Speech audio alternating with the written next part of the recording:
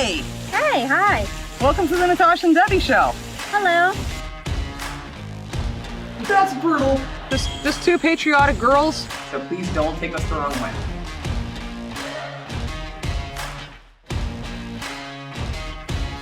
Hi. Hello, everyone. Thanks for joining us again. I have zero to do with the video that we're watching. In fact, I'm being forced. I'm being forced. God, I act like I'm. I almost made this episode the Debbie show because this was 100% her choice. You don't know this about Debbie, but she has a fascination with what, Debs? We call it a fascination. An obsession? No. An interest, a hobby, a what? Something we all do. Use a toilet. So you all use one every day. Yeah, you do, I guess. Do you know who invented it? How did it come about? Thomas Crapper, everyone knows that. But before we get into that, I don't want to get into it at all. Please like the video and consider subscribing to the channel. But only subscribe if you want to, not based off us asking. Mm-hmm. And we were told, though, that England has a big hand, in it. I'm so sorry. A big hand in, helping to modernize. Big role. Yeah. So that piqued my interest. Yeah. So I need to learn about this. Yeah. So England has a big role into why, our modern day toilets are our modern day toilets, and we thank you for that. Mm-hmm. Because I don't want to do my business in a hole outside. No. I want to have the same convenience outside. Outside. In public. Not in public. Let's keep going. It's the Debbie show. No, they're enjoying this, I promise. The same conveniences that I have at home when I'm out and about. Again, I have nothing to do with this video. So don't blame me if it's crap. But she's got dad jokes. I mean, this could be total shit show. Another dad joke.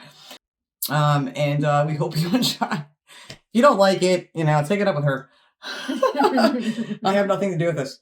So hopefully it's interesting. If I have you can sit on your throne and watch us learning about the throne. We should have done this from the toilet. I think that would have been epic, or at least in the bathroom. We could have. Or the loo, or the water closet. I don't know what the heck to call it anymore. We could have. It's not too late. Tyson would not approve of that. Anyway, we'll get into this. And most of the time, I have a feeling I'll be doing this. Why am I here? Well, let's find out. You might learn something. We'll see. We'll see. Everybody poops, and almost always in a toilet. But it wasn't always the glamorous solo activity it is today. It used to be a weird group thing in some places, and very disturbingly, pig food in others. So how did we go from wildly defecating in the streets to sitting comfortably on a piece of art? Today, we're going to look at the history of toilets. But before we plop down, be sure to subscribe to Weird History and let us know. He just said before he plopped down. Hop on down. Let's watch. All right, I'm not gonna lie. This is pretty funny so far. He's at least making it entertaining.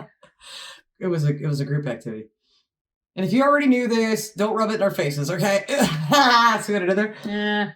Get it? I hope nobody's rubbing any of that in your face. About what modern day conveniences you. There we go. 2,500. Wow. Well, I mean, people had to go to the bathroom. The first known toilet and sewer system showed up on the scene in 2500 BC in northern India and Pakistan. Way ahead of their time, houses in the Indus Valley could, in theory, list a bathroom in the home listing with rooms dedicated solely for numbers 1 and 2, sometimes 3. These rooms contained drain pipes that led to a central sewage system, which could be flushed by simply dumping water into the toilet. Sounds like a very... I'm still hung up on that. Numbers 1, 2, and 3. I'm perplexed. I really don't probably want to know. I'm perplexed. Rewind that. I'm just like, wait, what? When did he say that? Rewind one more time. One more time. Just make sure. Valley could, in theory, list a bathroom in the home listing with rooms dedicated solely for numbers 1 and 2, sometimes 3. These rooms contained drain pipes that led to a central sewage system, which could be flushed by simply dumping water into the toilet. Sounds like a very familiar process so far. Nothing weird yet. Sewage was carried through a simple grid system in pipes made of brick and terracotta, or all the necessary components to build a house in Florida. This allowed the waste to be carried from multiple floors of the home and dumped into the nearest body of water, or what we today call Florida. These pipes were relatively sophisticated with accessible utility holes that led from the street to the main drainage line, and wooden screens built into the end of the drainage. We got a Tyson break coming on. All right, Tyson's good to go for a moment, hopefully. Lines to block solid waste. Both of these were crafted to make maintaining the sewers as easy and less gross as possible. While many of the elements of this ancient infrastructure do strongly resemble what we use today, it would take thousands of very messy years before Western societies would catch up with this sanitation system. Thank goodness we live when we do. For a society that worshipped cats, it's only appropriate the Egyptians also used a bathroom like one. Ancient Egyptian toilets were designed specifically with water conservation in mind. They, in general, went hard on saving, believing in only using H2O with the intent to reuse it. With no running water in Egyptian homes, even with dedicated rooms in which to bathe, Egyptians would pour water onto themselves at bath time, which was collected in jars and reused for agriculture and gardening. The Egyptian 1% would perch their rich behinds onto limestone seats to relieve themselves into containers filled with sand, which would be cleaned out by the servants, or what today is called owning a cat. The lower plebeian class would also relieve themselves in pits of sand, but their poor garbage butts had to settle for a dumb wooden stool with a hole cut in the middle instead of a more glorious, non-splintery limestone. What a dump for a dump.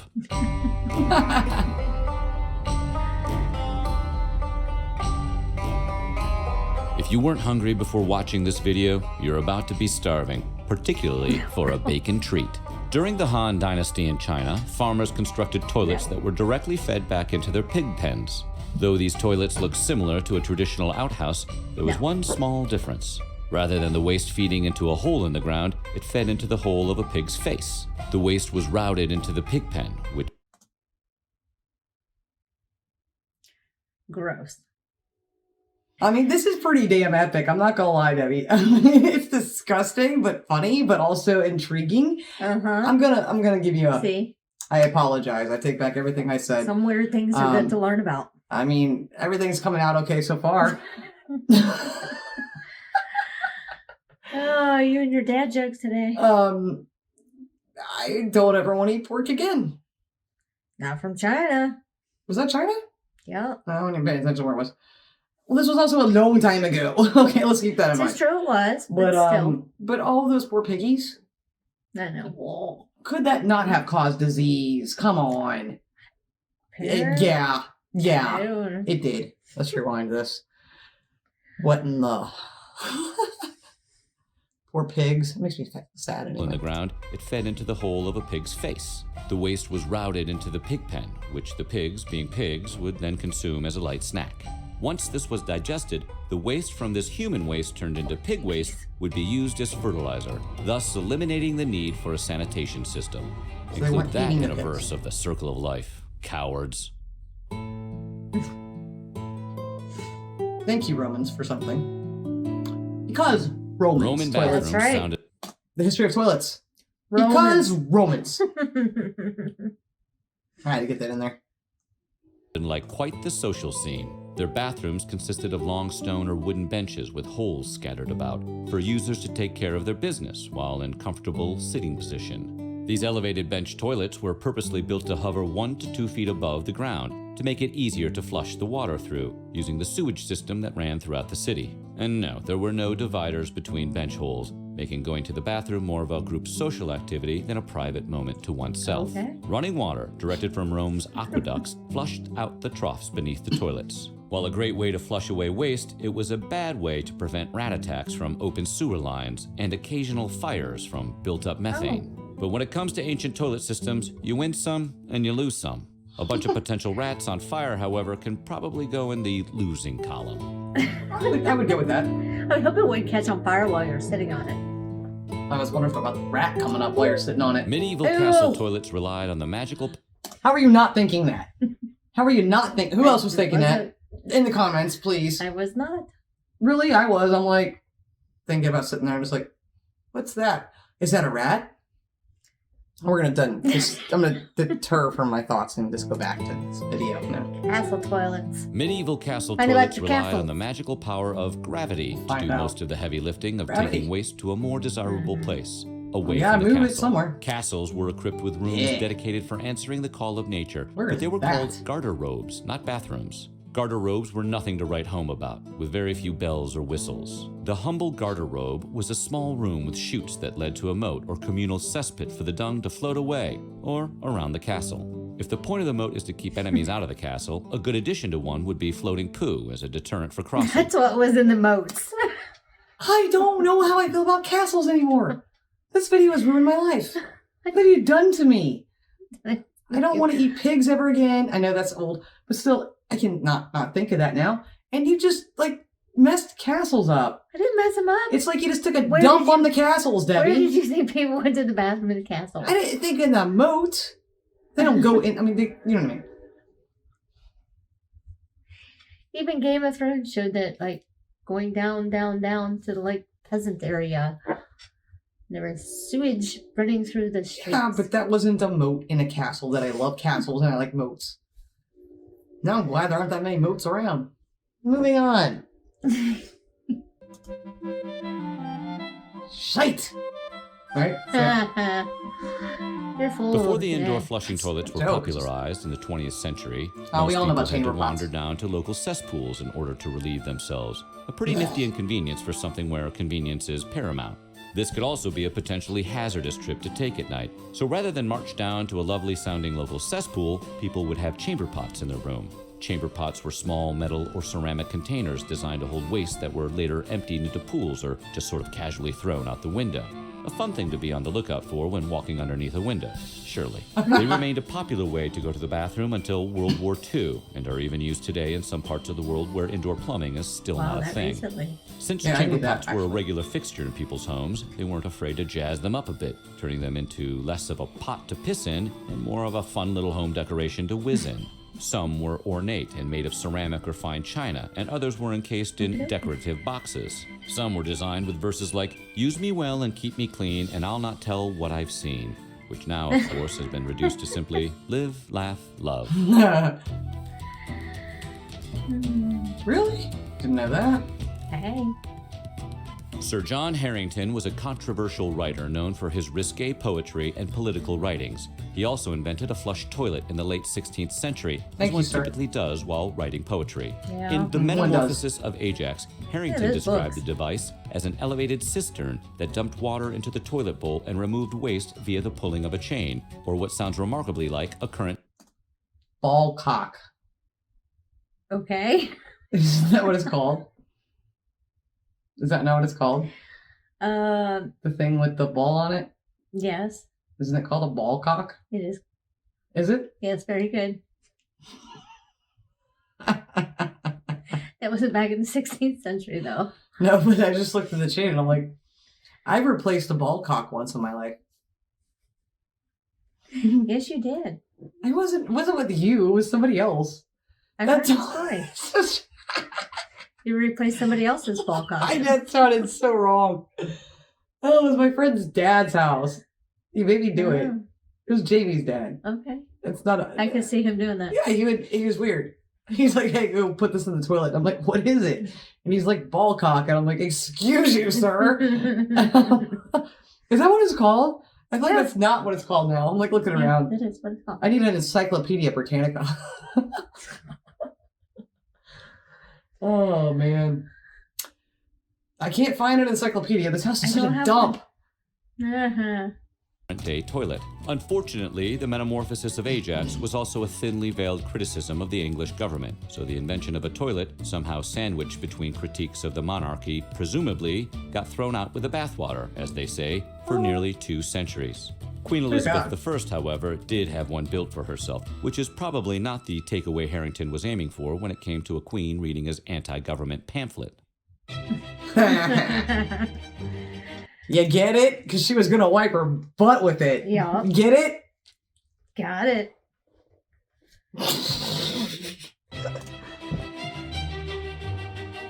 It wasn't until the mid-18th century when the flushable toilet was beginning to truly have a moment. Scottish inventor Alexander Cumming and English inventor John Brahma both developed the advanced plumbing devices that assisted in the creation of the modern-day flushing toilet.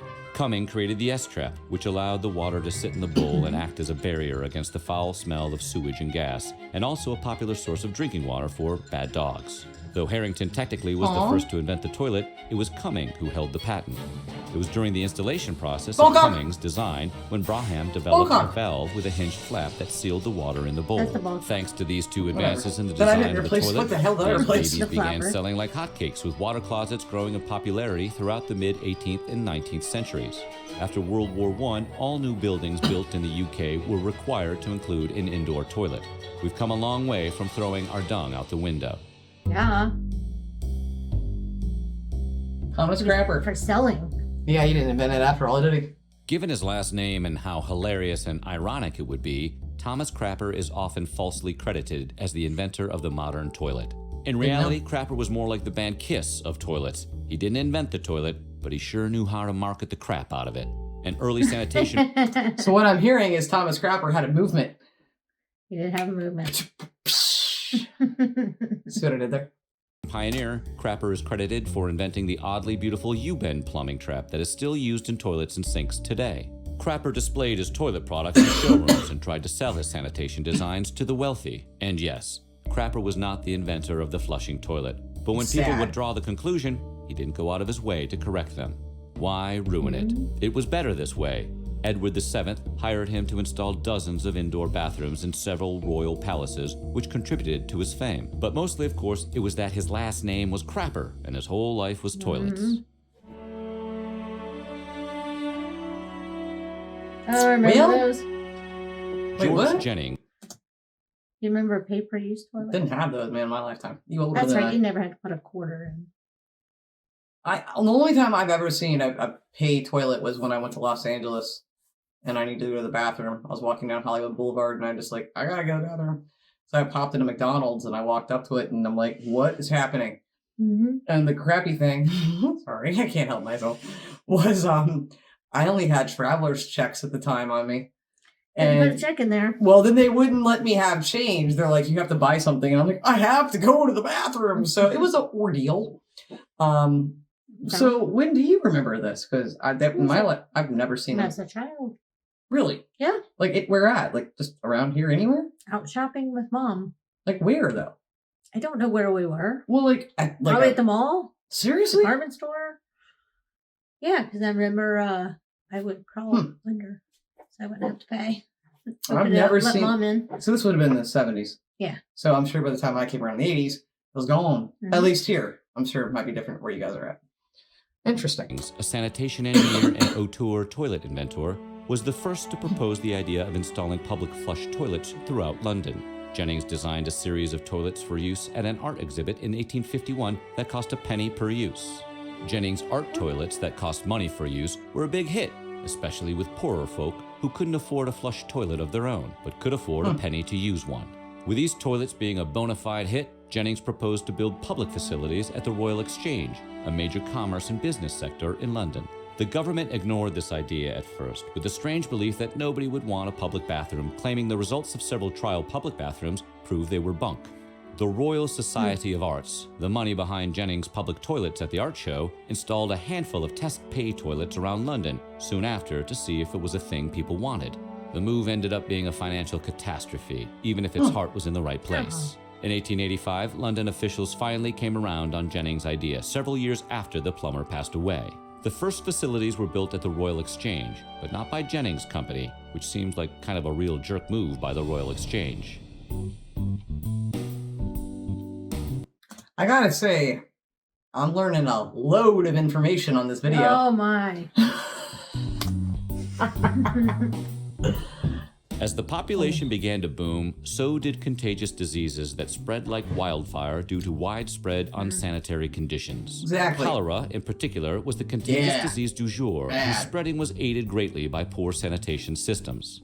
Because of this, the dry toilet was invented as a way to use the bathroom without water as the flushing mechanism, but rather it would divert waste or use covering material such as peat to absorb the liquid. First invented by an English priest named Henry Moule with a patent in 1873, he was able to get the design in schools and public hospitals in England and India. But despite cutting maintenance costs and eliminating odors famously associated with sewage systems, his design did not catch on. We can thank this failure today for all of our wet toilets.